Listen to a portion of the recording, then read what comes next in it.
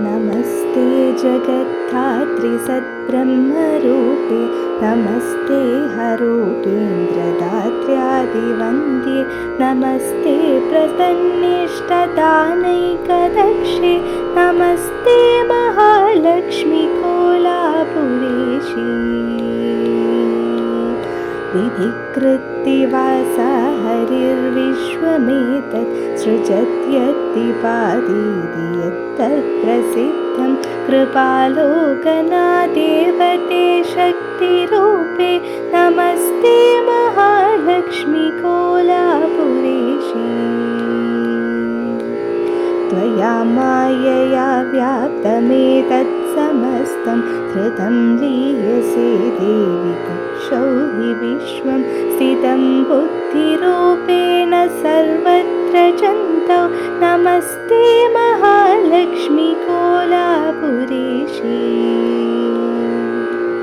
यया भक्तवर्गा हि लक्ष्यन्तयेते त्वयात्र प्रकामं कृपापूर्णदृष्ट्या अतो गीयसे देवि लक्ष्मीरिति त्वं नमस्ते महालक्ष्मी कोलापुरेशी पुनर्वाक्पडुत्वादिहीना हि मूक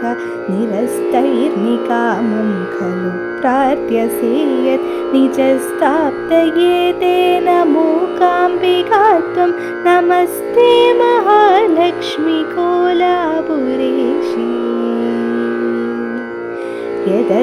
यदद्वैतरूपात् परब्रह्मणस्त्वं समुत्था पुनर्विश्वलीलोद्यमस्ता तदाहुर्जनस्त्वां च गौरीं कुमारीं नमस्ते महालक्ष्मी कोलापुरेशी हरीशादिदेहो ततेजोमयप्रस्फुरच्चक्रराजाख्यलिङ्गस्वरूपे महायोगी कोलर्षि हृत्पद्मगे नमस्ते महालक्ष्मी कोलापुरेशी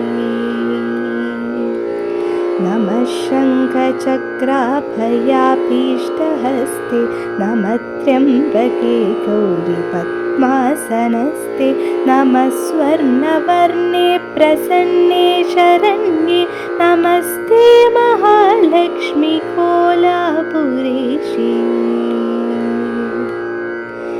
इदं स्तोत्ररत्नं